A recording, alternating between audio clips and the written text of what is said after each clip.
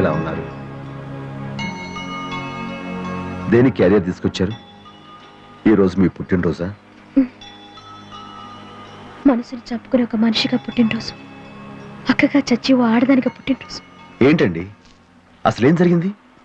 మీ తమ్ముళ్లతో నా చెల్లెల నిశ్చితార్థం జరిగిపోయింది. అంతే కదా, అసలు వాళ్ళిద్దరికి పెళ్లిళ్ళు చేయాలి మనమే కదా అనుకున్నాం. దానికి సంతోషించాలి కానీ ఇలా వరి అవుతారా? భలేవరే, రండి కూర్చోండి, భోజనం చేసి తీరిగ్గా మాట్లాడుకుందాం. క్యారియర్ విప్పకుండానే వాసన గుమగుమలాడిపోతున్నాయి. ఏం తెచ్చారేంటి?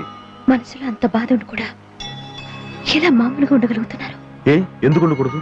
అసలు నాకు బాధ అంటూ ఏమీ లేదే. చూడు దేవి, నిజంగా మనం వాళ్ళని ప్రేమించే వాళ్ళమే అయితే వాళ్ళ నుంచి మనం ఏమీ కోరుకోకూడదు. వాళ్ళు ఇలా ఉండాలి, ఇది చెయ్యాలి అని ఆశించినప్పుడే మనకి నిరాశ ఎదురవుతుంది. ప్రతి మెతుకు మీద తినేవాడి పేరుంటుందంటారు. మన పేరు మీద ఉన్న ప్రతి మెతుకుని ముద్దుగా చేసి వాళ్ళ నోటికి అందించామే.